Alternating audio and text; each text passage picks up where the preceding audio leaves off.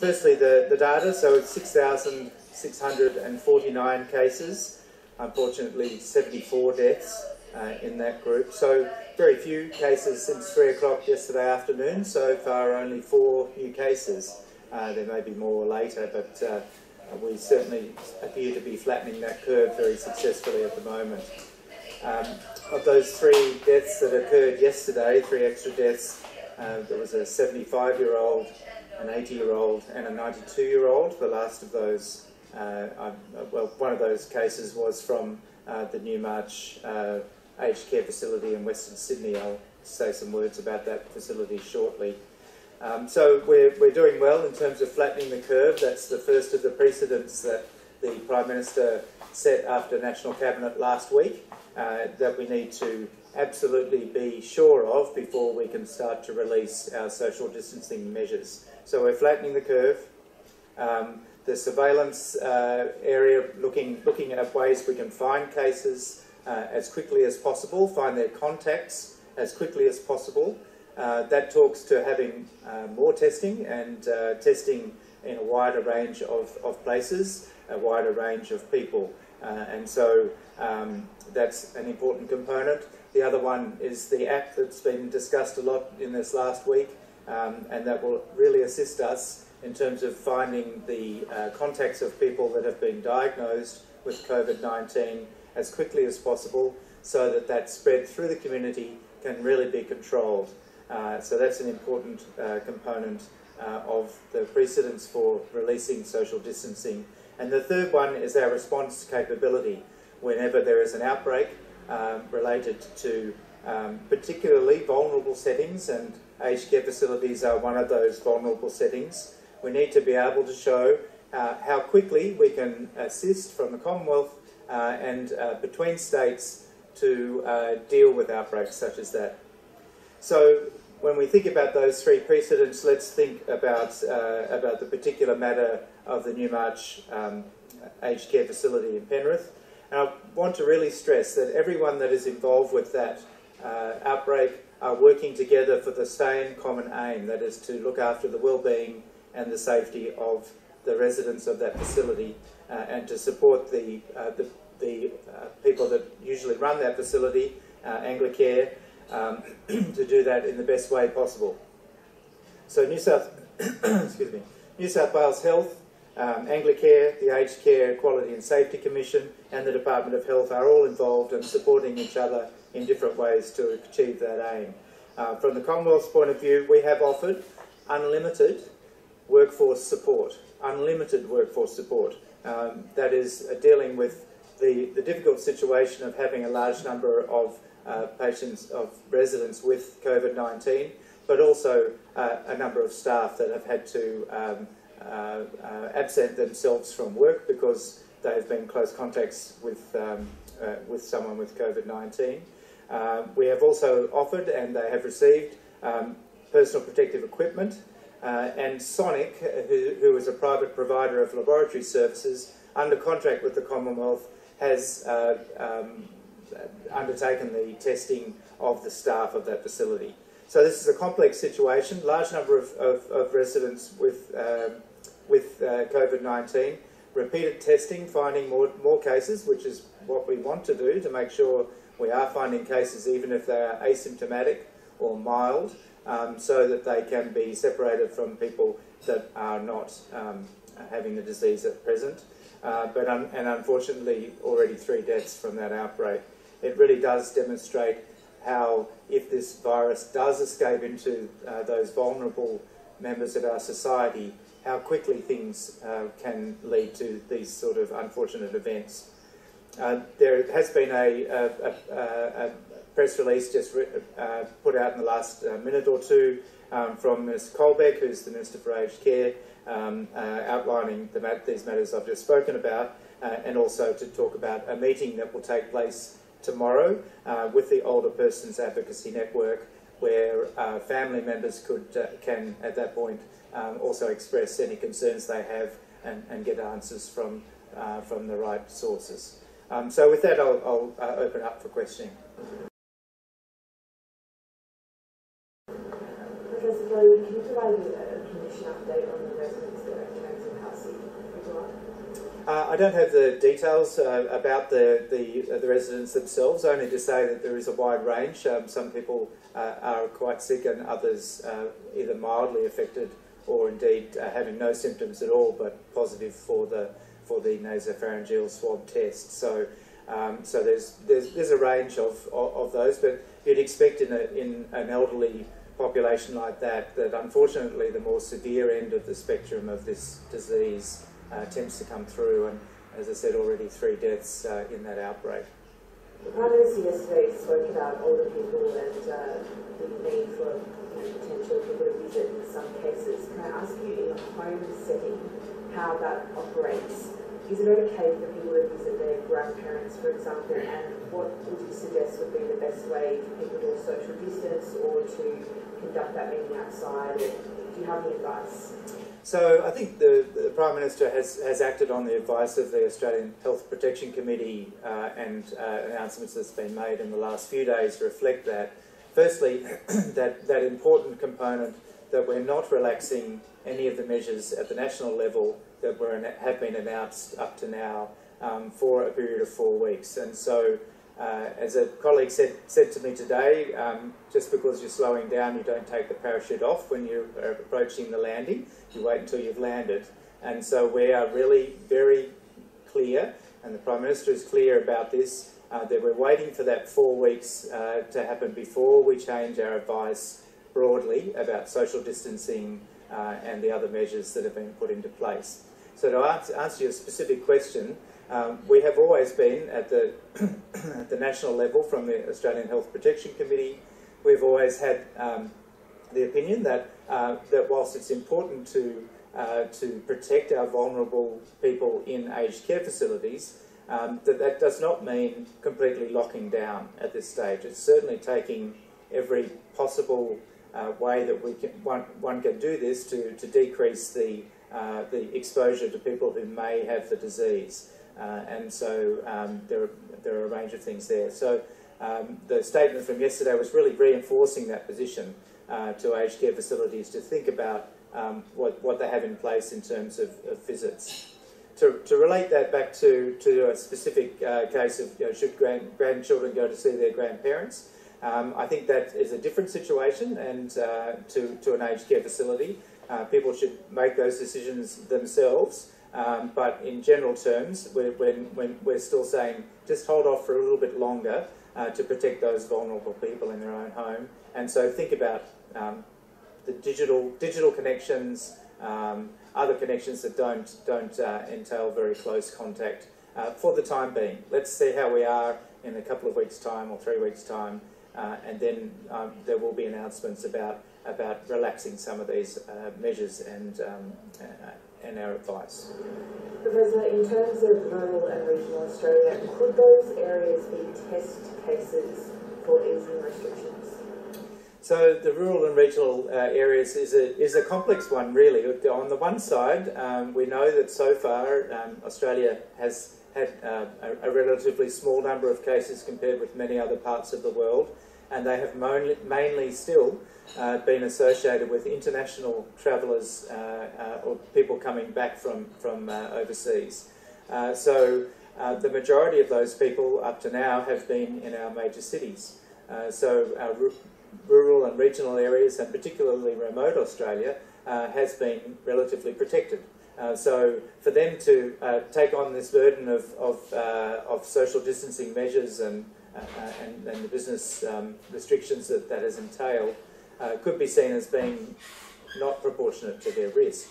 On the other hand, we do know that remote areas, regional areas and rural areas of Australia have less capability to cope with a large outbreak in terms of health facilities, for example, or even public health facilities to investigate such outbreaks.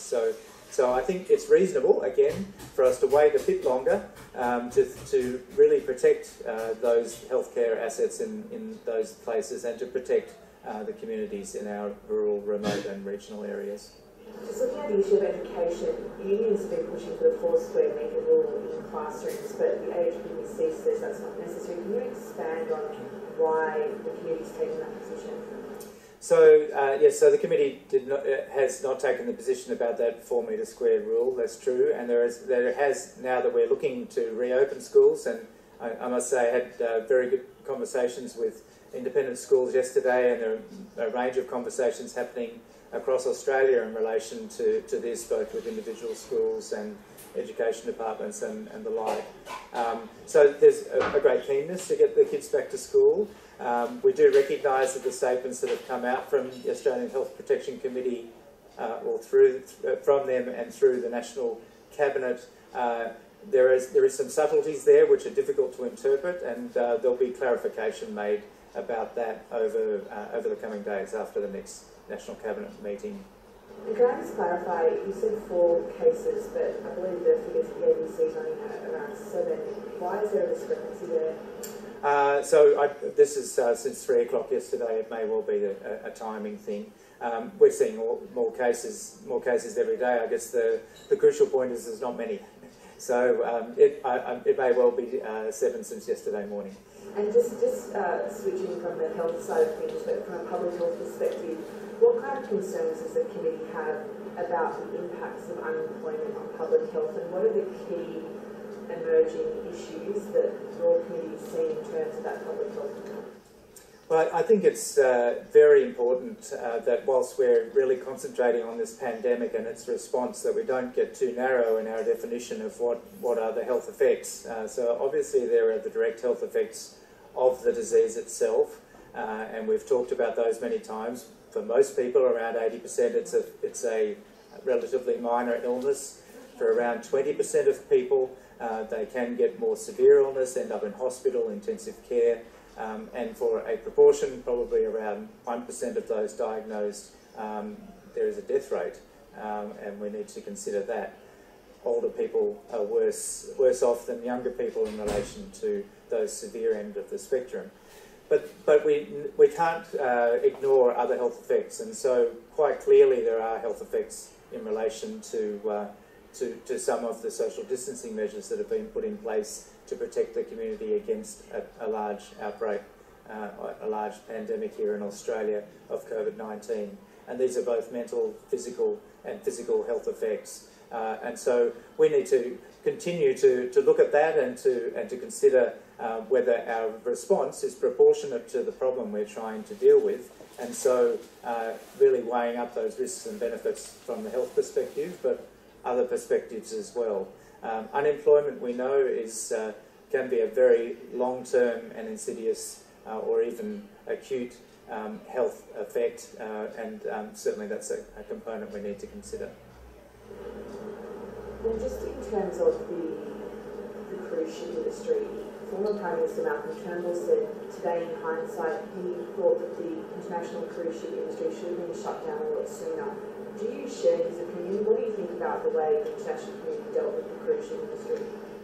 Well, the cruise ship industry isn't quite an industry, and there is a large number of ships around the world, and many thousands of people on each ship. So I don't know what the total figure is on any particular day, but it's a very popular and common pastime for a large proportion of the population.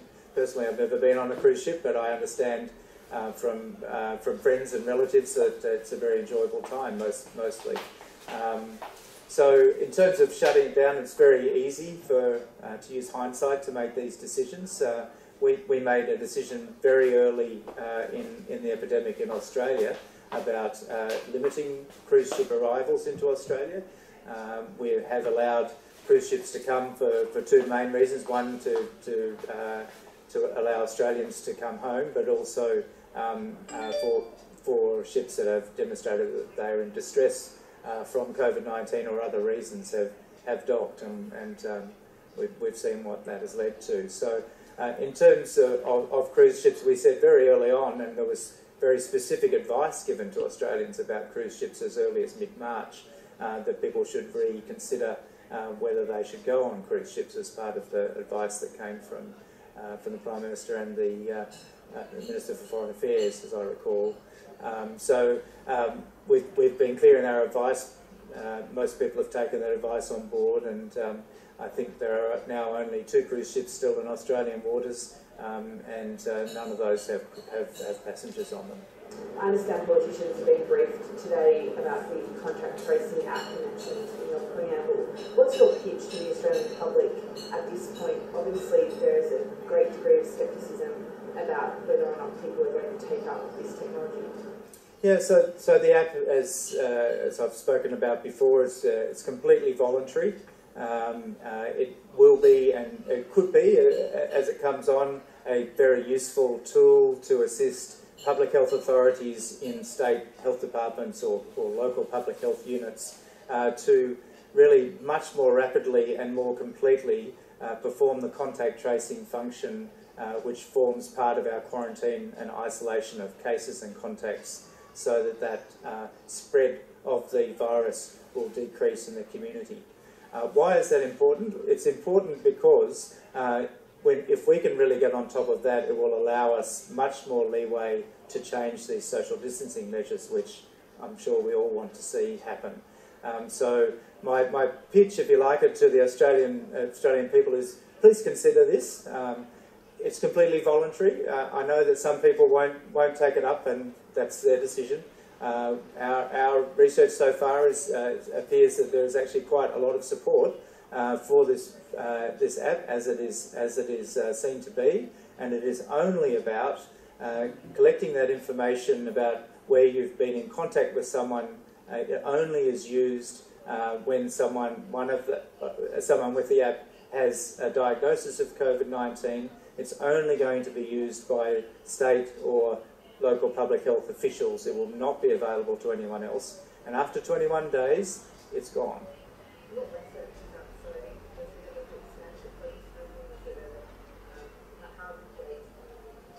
Yeah, so there's been a number of ways of doing that, and focus groups, and so yeah, as I said, there's essentially three groups. I think there are people quite reasonably concerned about privacy concerns and other matters.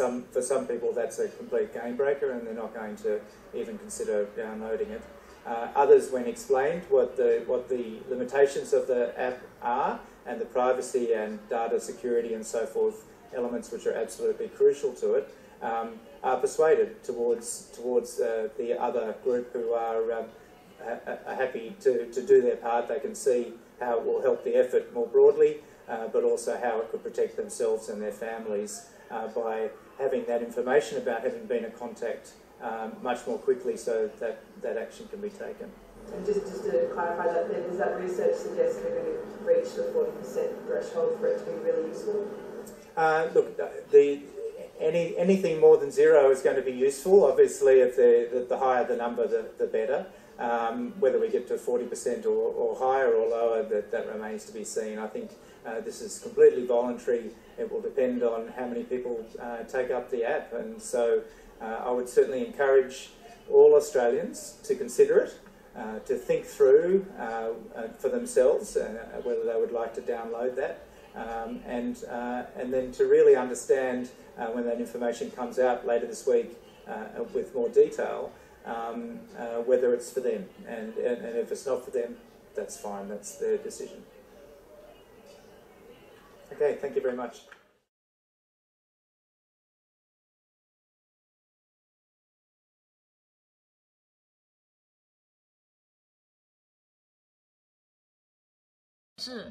这个地方，这个地方就是设置，然后点字幕，然后字幕之后点自动翻译，自动翻译翻到最下面，就可以找到中文简体，然后就有中文字幕了。